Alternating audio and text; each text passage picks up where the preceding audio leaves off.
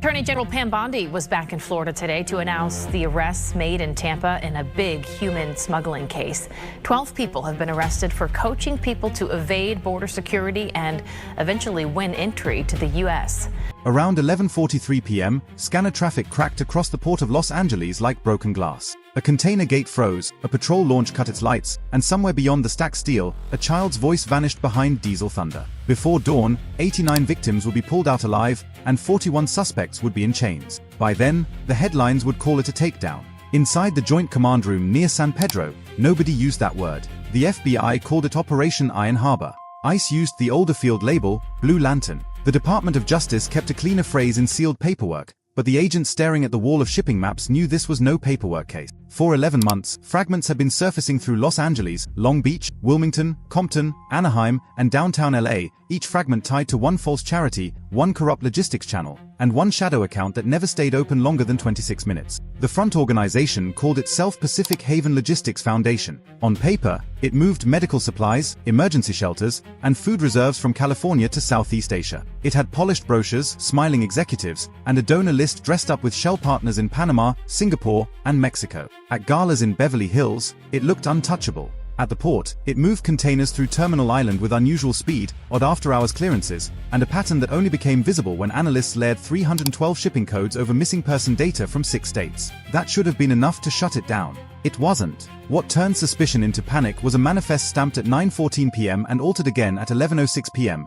both times from inside a secure Federal Review channel nobody outside the task force was supposed to touch. That meant the leak wasn't on the docks. It wasn't in customs traffic. It had reached the operation from inside the architecture protecting it, and somebody knew the raid clock had started. Supervisory Special Agent Elena Varela from the FBI had spent 4 weeks tightening the net around Berth 47, a dead corner of the harbor where refrigerated units often idled long enough to escape casual inspection. ICE Homeland Security investigations had placed cameras on 3 crane paths, 2 fuel lanes, and a bonded warehouse listed as Warehouse 12. DOJ cyber prosecutors had warrants ready. Lapped Harbor Division had plainclothes officers on Harbor Boulevard. The U.S. Coast Guard had a patrol cutter drifting outside the channel with engines low and lights buried. Everything was in position. Then the cameras blinked out for 17 seconds.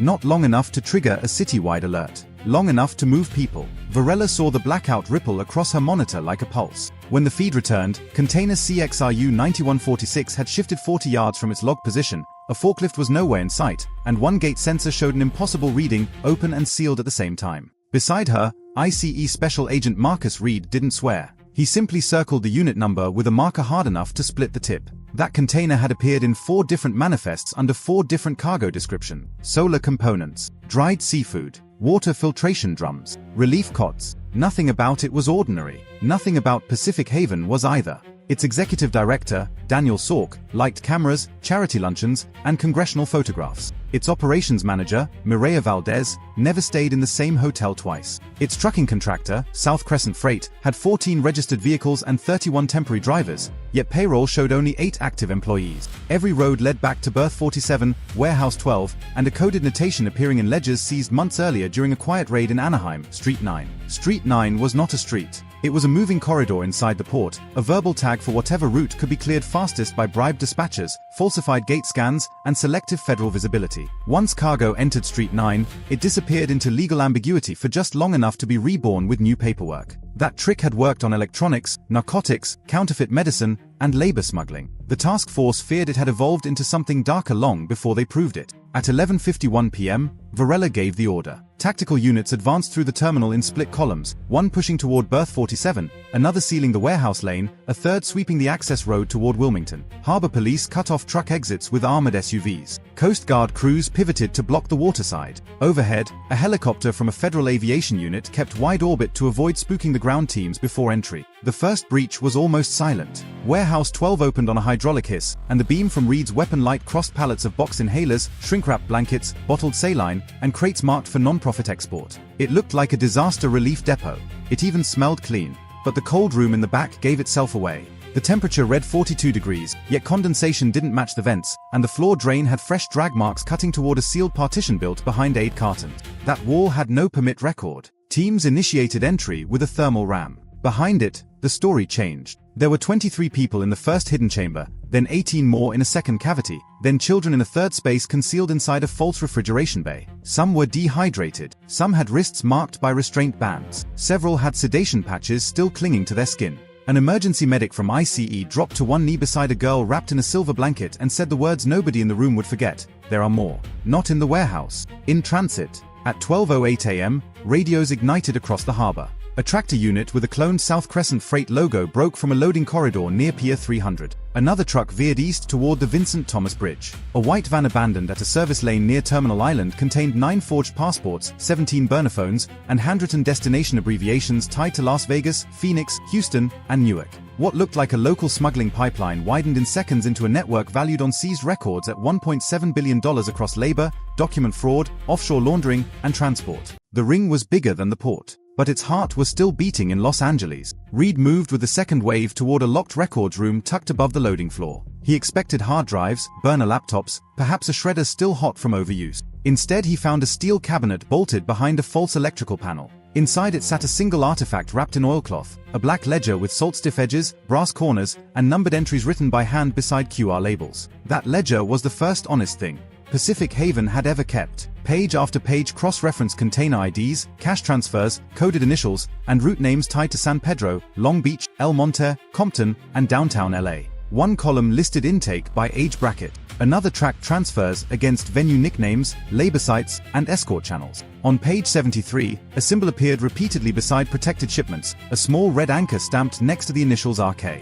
Nobody in the room said the name yet. They all knew it. Ryan Kessler was the DOJ technical liaison assigned to the Joint Task Force, the man responsible for synchronizing warrant timing, encrypted comms, and interagency firewall integrity. He had access to the review channel that modified the manifest. He had signed off on the secure audit showing no breach 6 days earlier. He was standing 300 yards away in the command room when the cameras blacked out. And he was gone. By 12:26 a.m., public tension exploded beyond the terminal gates. News vans stacked along Harbor Boulevard. Families of dock workers crowded police tape, demanding names. Social feeds erupted with grainy footage of ambulances leaving the port under escort. Rumors outran facts. Some posts claimed terrorism. Others blamed a migrant riot, a cartel convoy, a maritime collision that never happened. The city began to tilt toward panic before any official statement could pin it down. That was when the cyber strike hit for real.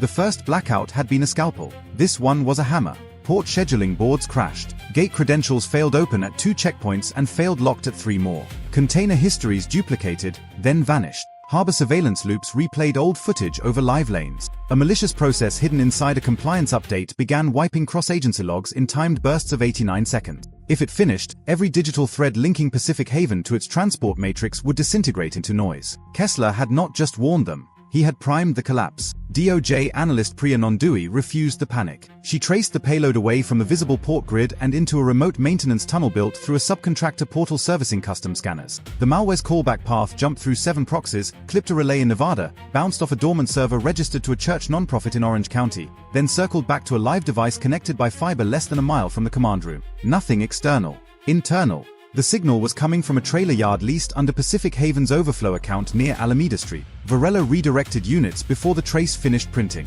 Tactical teams cut south. Harbor officers sealed the road. Coast Guard patrols kept the water perimeter hard in case anyone tried a vessel escape through the outer lane. The city map on the screen looked less like logistics and more like a wound. At 12:41 a.m., they hit the yard. 3 trailers burned document bins under chemical accelerant. 2 suspects bolted and were taken down beside a stack of chassis frames. A 4th tried to ram the perimeter in a black SUV registered to a consulting firm that existed only on paper. Kessler was in the passenger seat with a transit badge in his pocket, a hard-case drive under his feet, and a pistol he never managed to draw. His betrayal landed harder than the arrests. Agents expect violence from traffickers. They do not expect silence from someone who sat beside them at briefings, drank stale coffee at midnight planning sessions, and watched victim boards go up on the wall while quietly selling minutes, routes, and clearances to the very network those boards were meant to stop. Kessler had been paid in layered transfers hidden through disaster grants, cryptocurrency mixers, and consulting retainers tied to Pacific Haven's donor arm. The ledger showed 41 protected movements over 8 months. The manifest alteration tonight was supposed to cover one final extraction before the task force moved in.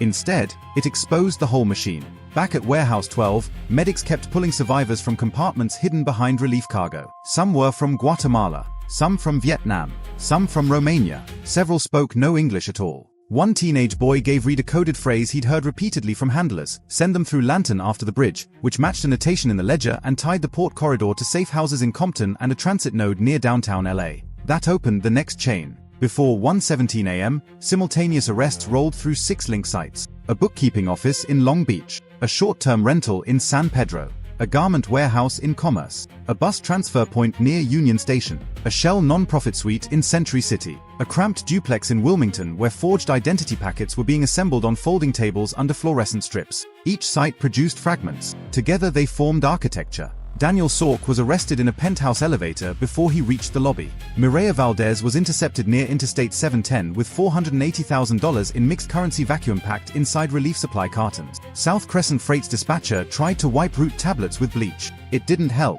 By sunrise, federal prosecutors had enough for trafficking conspiracies, money laundering, obstruction, cybercrime, document fraud, forced labor, and racketeering counts. The Coast Guard had catalogued suspicious outbound vessel contacts. Customs and Border Protection had flagged 22 historical shipments for emergency review. Port officials faced brutal questions about screening gaps, contractor oversight, and how a charity-branded logistics chain had woven itself so deeply into one of America's busiest cargo arteries. Los Angeles woke up to sirens, helicopters, and moral whiplash. For hours, the rescued remained unnamed in secure care while officials built the case around them instead of on top of them. That mattered to Varela. She had seen too many operations celebrate numbers and lose people inside the press cycle. 89 was a headline. In the triage rooms, 89 was a row of blankets, saline bags, translators, social workers, witness advocates, and eyes trying to decide whether the uniforms in front of them meant danger or the first honest help in months. The Black Ledger kept answering questions the suspects would not. It mapped 19 offshore accounts, 63 coded transfers, 12 corrupt service contracts, and 1 internal watch list identifying officials considered reliable, uncertain, or expensive.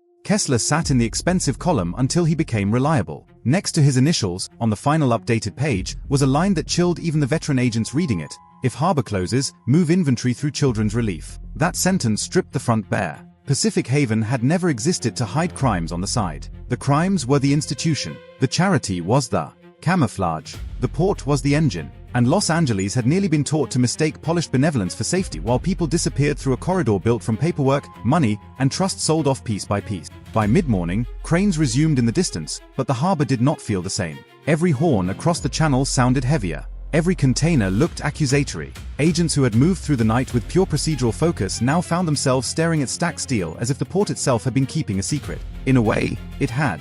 Not because concrete and cranes conspire, but because systems built for speed can become sanctuaries for predators when scrutiny blinks at the wrong second and respectable facades are allowed to outrun doubt. Operation Iron Harbor ended on paper with signatures, evidence seals,